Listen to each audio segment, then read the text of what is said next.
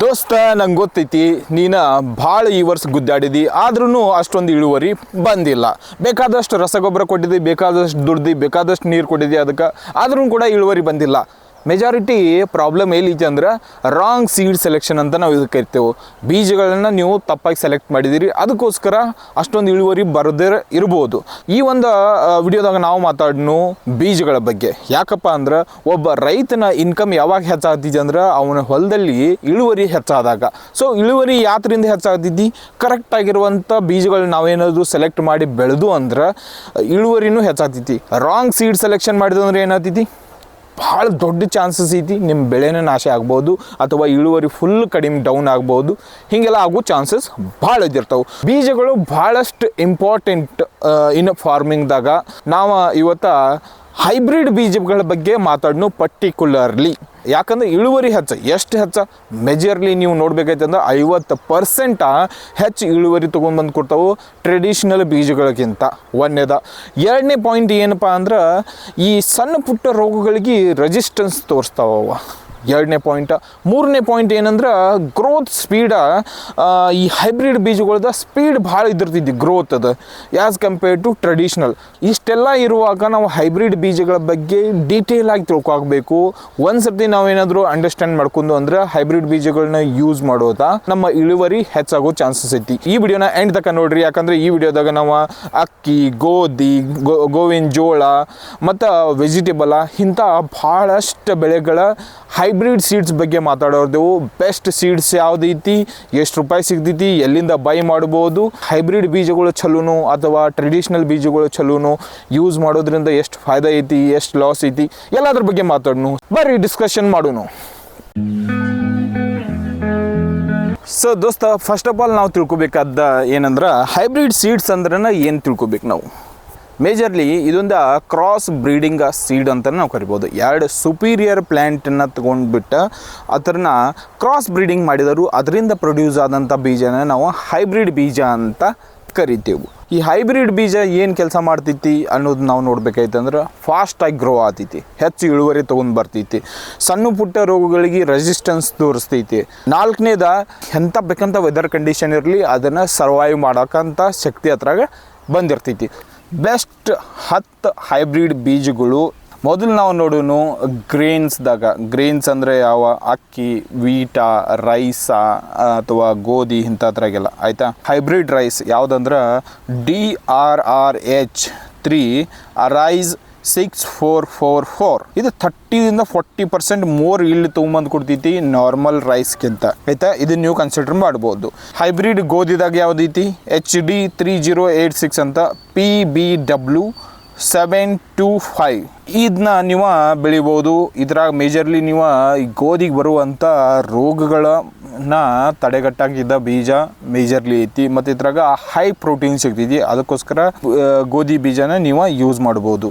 ಇನ್ನು ಮೇಜರ್ಲಿ ನಾವು ಗೋವಿನ ಜೋಳ ಅಥವಾ ಮುಸುಕಿನ ಜೋಳದ್ರಾಗ ನೋಡೋದಾಯ್ತಂದ್ರೆ ಡೆಕ್ಲ್ಯಾಬ್ ಬಯೋಸೀಡ್ ಅಂತ ಸಿಗ್ತೈತಿ 9220. ಇದು ಭಾಳ ಫಾಸ್ಟಾಗಿ ಗ್ರೋ ಆದಿದೆ ಮತ್ತು ಇದ್ರಾಗ ಹೈ ಸ್ಟಾರ್ಚ್ ಕಂಟೆಂಟ್ ಇರುತ್ತೆ. ಇನ್ನು ಮೇಜರ್ಲಿ ನಾವು ವೆಜಿಟೇಬಲ್ ಬೆಳೆಯುವಂಥ ರೈತರು ನೋಡೋದೈತಂದ್ರೆ ವೆಜಿಟೇಬಲ್ ಮೆಜಾರಿಟಿ ರೈತರು ಇವಾಗ ಹೈಬ್ರಿಡ್ದಾಗ ಬೆಳೆಯತ್ತಾರು. ಆದ್ರೂ ಕೂಡ ಬೆಸ್ಟ್ ಯಾವುದೈತಿ ಅನ್ನೋದು ನಾವು ಇವತ್ತು ತಿಳ್ಕೊಂಡು. ಟೊಮೆಟೊದಾಗ ನೋಡೋದೈತಂದ್ರೆ ಆರ್ಕ ರಕ್ಷಕ, ಅಭಿಲಾಷ F1 ಇವೆಲ್ಲ ಏನಂದ್ರೆ ಬೆಸ್ಟ್ ಟೊಮೆಟೊ ಬೀಜಗಳಿದಾವೆ. ಡಿಸೀಸ್ ರೆಸಿಸ್ಟೆಂಟ್ ಇದಾವೆ ಮತ್ತು ಈ ಥರದ ಕಾಯಿ ಸೈಜ್ ಭಾಳ ದೊಡ್ಡದಾಗಿರ್ತೈತಿ. ನೀವೇನಾದರೂ ಮೆಣಸಿನ್ಕಾಯಿ ಬೆಳೆಯೋದ್ರಾಗ ನೋಡೋದೈತಂದ್ರೆ ತೇಜಸ್ವಿನಿ ಅಂತ ಬರ್ತೈತಿ, ಇಂದ್ರ ಅಂತ ಒಂದು ಸೀಡ್ಸ್ ಬರ್ತೈತಿ. ಪರ್ ಏಕರ್ ನಿಮ್ಗೆ ಹೆಚ್ಚು ಇಳುವರಿ ತಂದು ಕೊಡುವಂಥ ಒಂದು ಸೀಡ್ಸ್ಗಳು. ಸೊ ನೀವು ಹೈಬ್ರಿಡ್ ಬದನೆಕಾಯಿದಾಗ ನೋಡೋದೈತಂದ್ರೆ ಮಹೈಕೋ 45, ಪ್ರಗತಿ ಅನ್ನೋ ಒಂದು 2 ಸೀಡ್ಸ್ ಸಿಗ್ತಾವೆ. ಇವು ಏನು ಮಾಡ್ತಾವೆ ಅಂದ್ರೆ ಸ್ಟ್ರಾಂಗ್ ಗಿಡದ ಪ್ಲ್ಯಾಂಟನ್ನು ಭಾಳ ಸ್ಟ್ರಾಂಗ್ ಮಾಡ್ತಾವೆ ಮತ್ತು ಫ್ರೂಟ್ ಪ್ರೊಡಕ್ಷನ್ ಏನೈತೆ ನೋಡು ಅದನ್ನು ಜಾಸ್ತಿ ಮಾಡ್ತಾವೆ. ಕ್ಯಾಬೇಜ್ದಾಗ ನೀವೇನಾದ್ರೂ ನೋಡೋದೈತಂದ್ರೆ ಪುಸ್ಮ, ದುರ್ಮೆಹೆಡ್, ಗ್ರೀನ್ ಎಕ್ಸ್ಪ್ರೆಸ್ ಅಂತ 2 ಸೀಡ್ಸ್ಗಳು ಸಿಗ್ತಾವೆ. ಇದ್ರದ್ದು ಗ್ರೋತ್ ಭಾಳ ಸ್ಪೀಡಾಗೈತಿ ಮತ್ತು ನಾವು ಕ್ಯಾಬೇಜ್ದ ವೆಯ್ಟು ಕೂಡ ಹೆಚ್ಚು ಬರ್ತೈತಿ ಇದರಿಂದ. ಸೊ ನೀವೇನಾದರೂ ಕಾಲಿಫ್ಲವರ್ದಾಗ ನೋಡೋದೈತಂದ್ರೆ ಇದು ಹೂಕೋಸ್ದಾಗ ಇದ್ರಾಗ ಪುಸ ಶಾರದಾ ಮತ್ತು ಸ್ನೋಬಾಲ್ 16 ಅನ್ನೋ 2 ಬೀಜಗಳು. ಇವೇನಂದ್ರೆ ಯಾವುದೇ ಸೀಸನ್ನಿಗೆ ನೀವೇನಾದರೂ ಹಾಕಿದ್ರೆ ಅಂದ್ರೂ ಕೂಡ ಬರುವಂಥ ಇವ ಸೀಡ್ಸ್ಗಳು. ಮೇಜರ್ಲಿ ನಾವು ರೈತರ ಈ ಜಾಸ್ತಿ ದುಡ್ಡು ತಂದು ಕೊಡುವಂಥ ಬೆಳೆಗಳು ಅಂತ ನಾವು ಕರಿತೇವೆ ಕ್ಯಾಶ್ ಕ್ರಾಪ. ಅದ್ರಾಗ ನೋಡೋದೈತೆ ಅಂದ್ರೆ ಕಾಟನ, ಸನ್ಫ್ಲವರ ಇಂಥವೆಲ್ಲ ಬರ್ತಾವೆ. ನಾವು ಕಾಟನ್ದಾಗ ನೋಡೋದೈತೆ ಅಂದ್ರೆ RCH 659 ಮತ್ತು MRC 735 ಅನ್ನೋದು 2 ಬೀಜಗಳು ಸಿಗ್ತಾವೆ. ಇವ ನಿಮ್ಗೆ ಈ ಕೀಟಗಳು ಜಲ್ದಿ ಹತ್ತಂಗಿಲ್ಲ ಇದಕ್ಕೆ, ಆಯಿತಾ, ರೆಸಿಸ್ಟೆನ್ಸ್ ತೋರಿಸ್ತಾವೆ. ಮತ್ತು ನೀವು ಕಾಟನ್ದಾಗ ನೀವು ನೋಡೋದೈತೆ ಅಂದ್ರೆ ಇದ್ರಾಗ ಹೈ ಫೈಬರ್ ಕ್ವಾಲಿಟಿ ಬರ್ತೈತಿ ಈ ಬೀಜಗಳದಾಗ. ಸೊ ಇನ್ನು ನೀವು ಹೈಬ್ರಿಡ್ ಸನ್ಫ್ಲವರ್ ನೋಡೋದೈತೆ ಅಂದ್ರೆ PAC 334, KBSH 44 ಇದ್ರಾಗಿಂತನ ಆಯಿಲ್ ಕಂಟೆಂಟ್ ಹೈ ಇದಿರ್ತೈತಿ. ಮತ್ತು ಮಾರ್ಕೆಟ್ದಾಗ ಈ ಬೀಜಗಳಿಗೆ ಬೆಟರ್ ರೇಟ್ ಸಿಗ್ತೈತಿ. ಇವಷ್ಟ ಮೇಜರ್ಲಿ ನಾವು 10 ಸೀಡ್ಸ್ಗಳ ಬಗ್ಗೆ ಮಾತಾಡಿದೆವು. ಇನ್ನು ನಿಮಗೇನಾದರೂ ಬೇರೆ ಸೀಡ್ಸ್ಗಳ ಬಗ್ಗೆ ಇನ್ನೂ ಇನ್ಫಾರ್ಮೇಷನ್ ಬೇಕಿತ್ತಂದ್ರೆ ಪ್ಲೀಸ್ ಕಮೆಂಟ್ದಾಗ ಹೇಳ್ರಿ ಯಾವ ಸೀಡ್ಸ್ ಬಗ್ಗೆ ನಿಮ್ಗೆ ಇನ್ಫಾರ್ಮೇಷನ್ ಬೇಕಾಗೈತಿ ಅಂತ. Best place for buying these seeds ಅಂದ್ರೆ ನೀವು ನೋಡೋದೈತಂದ್ರೆ ಒಂದೇದ ಗೌರ್ಮೆಂಟ್ ಅಗ್ರಿಕಲ್ಚರ್ ಸೆಂಟರ್ಗಳು ಅವೈಲೇಬಲ್ ಇದಾವೆ. ಒಂದೇದ ಕೃಷಿ ವಿಜ್ಞಾನ ಕೇಂದ್ರ ಅಂತ ಐತಿ, ICAR ಅಂತ ಐತಿ, IARI ಅನ್ನೋ ಒಂದು ಸೆಂಟರ್ ಸಿಗ್ತೈತಿ. ಸೊ ಇಲ್ಲಿಂದ ನೀವು ಈ ಪರ್ಚೇಸ್ನ ಈ ಬೀಜಗಳನ್ನ ಪರ್ಚೇಸ್ ಮಾಡ್ಬೋದು.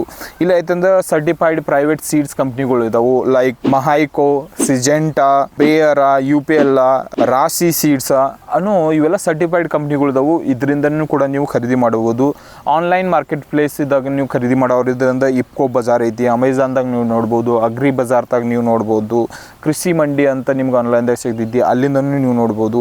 ಇಲ್ಲಪ್ಪ ನಾ ಅಷ್ಟೊಂದೆಲ್ಲ ಏನು ಬರೋಂಗಿಲ್ಲ, ಲೋಕಲ್ ನಾವು ಮಾರ್ಕೆಟ್ದಾಗ ಹೋಗಿ ಅಂಗಡಿಯಾಗ ತಗೋತೇನೆ ಅಂತಂದರೆ ವೆಲ್ ಆ್ಯಂಡ್ ಗುಡ್, ಅಲ್ಲಿ ಹೋಗಿ ನೀವು ಪರ್ಚೇಸ್ ಮಾಡ್ಬೋದು.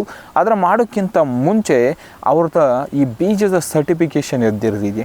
ಆ ಸರ್ಟಿಫಿಕೇಷನ್ ನೀವು ಒಂದು ಸರ್ತಿ ಚೆಕ್ ಮಾಡಿರಿ.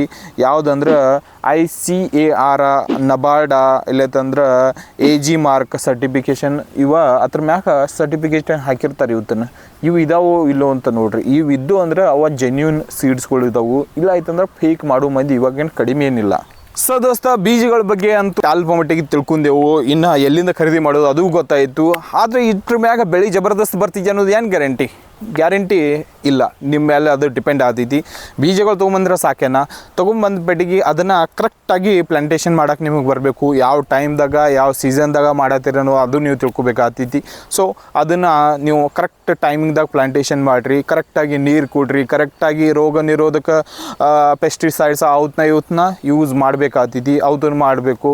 ಅದಾದ ಮೇಲೆ ನೀವು ಒಂದು ಸ್ವಲ್ಪ ಎಕ್ಸ್ಪೆಕ್ಟೇಷನ್ ಮಾಡ್ಬೋದು, ಇಲ್ಲಿಂದ ಒಂದು ಸ್ವಲ್ಪ ಈಲ್ಡ್ ಚೆನ್ನಾಗಿ ಬರ್ತೈತಿ ಅಂತಂದ. ಏನೋ ಮಾಡೋಲ್ದ ಬರೀ ಹೈಬ್ರಿಡ್ ಸೀಡ್ ಹಾಕ್ಯಾನಂತ ಹಿಂಗೆ ಕೈ ಮೇಲೆ ಕೈ ಕಟ್ಕೊಂಡು ಕೂತ್ಬಿಟ್ರೆ ಅಂದ್ರೆ ಏನು ಬರಂಗಿಲ್ಲ ದೋಸ್ತ. ಹೈಬ್ರಿಡ್ ಸೀಡ್ಸ್ದ ಅಡ್ವಾಂಟೇಜ್ ಡಿಸ್ಅಡ್ವಾಂಟೇಜ್ ಐತಿ. ಏನು ಅಂತ ನೋಡೋದೈತಂದ್ರೆ ಹೈಬ್ರಿಡ್ ಸೀಡ್ನ ಅಡ್ವಾಂಟೇಜ್ ಬಗ್ಗೆ ಮಾತಾಡೋದೈತಂದ್ರೆ ಹೈಬ್ರಿಡ್ ಸೀಡ್ ನೀವು ಯೂಸ್ ಮಾಡೋದ್ರಿಂದ ಎಷ್ಟು ಫಾಸ್ಟಾಗಿ ಗ್ರೋ ಆಗ್ತೈತಿ, ಒಂದು ಹೆಚ್ಚು ಈಲ್ಡ್ ತೊಗೊಂಬಂದು ಕೊಡ್ತೈತಿ, 2 ರೋಗ ನಿರೋಧಕ ಶಕ್ತಿಯನ್ನು ಹೊಂದೈತಿ, ಅದು 3 ಸೊ ಯಾವುದೋ ವೆದರ್ ಕಂಡೀಷನ್ದಾಗಿದ್ರೂ ಬರ್ತೈತಿ ಅನ್ನೋದು 4. ಬಟ್ ಡಿಸ್ಅಡ್ವಾಂಟೇಜ್ ಏನೈತಿ, ಒಂದು ಬೀಜಗಳು ನಿಮ್ಗೆ ಭಾಳ ಕಾಸ್ಟ್ಲಿ ಸಿಗ್ತಾವೆ.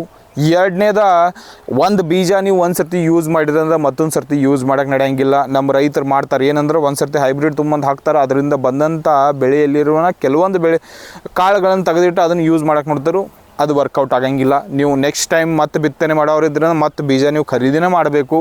ಇದು ಇದ್ರಾಗ ಬಿಗ್ಗೆಸ್ಟ್ ಡಿಸ್ಅಡ್ವಾಂಟೇಜ್ ಐತಿ. ಸೊ ಅಂದ್ರೆ ಎವ್ರಿ ಟೈಮ್ ನೀವು ಭಾಳ ದುಡ್ಡು ಕೊಟ್ಟ ಬೀಜಗಳನ್ನ ಖರೀದಿನೇ ಮಾಡಬೇಕು. ಇಲ್ಲಿ ಇವಷ್ಟಾಯಿತು ಅಡ್ವಾಂಟೇಜಸ್ ಡಿಸ್ಅಡ್ವಾಂಟೇಜ. ನಾ ಅನ್ಕೋತೇನು ಬೀಜಗಳ ಬಗ್ಗೆ ಸ್ವಲ್ಪ ಮಟ್ಟಿಗೆ ನಿಮ್ಗೆ ನಾನು ಇನ್ಫಾರ್ಮೇಷನ್ ಕೊಡೋಕೆ ಪ್ರಯತ್ನ ಪಟ್ಟಿನು. ಆ ಇನ್ಫಾರ್ಮೇಷನ್ ಸಕ್ಸಸ್ ಆಗಿತ್ತಂದ್ರೆ ನಿಮ್ಗೆ ಈ ವಿಡಿಯೋ ಅರ್ಥ ಆಗೈತೆ ಅಂತ ನಾನು ತಿಳ್ಕೊತೇನು. ಹಂಗೆಲ್ಲರೇ ಆಗಿತ್ತಂದ್ರೆ ಇಲ್ಲಿ ತನಕ ನೀವು ವಿಡಿಯೋ ನೋಡ್ತಿದ್ದೀನ ಲೈಕ್ ಮಾಡಿರಿ, ಚಲೋ ಅನಿಸ್ತಂದ್ರೆ ಸಬ್ಸ್ಕ್ರೈಬ್ ಕೂಡ ಮಾಡ್ಕೋರಿ. ಸೊ ಸಿಗ್ತಾನೆ ಮುಂದಿನ ವಿಡಿಯೋದಾಗ. ಅಲ್ಲಿ ತನಕ ನಮಸ್ತೆ.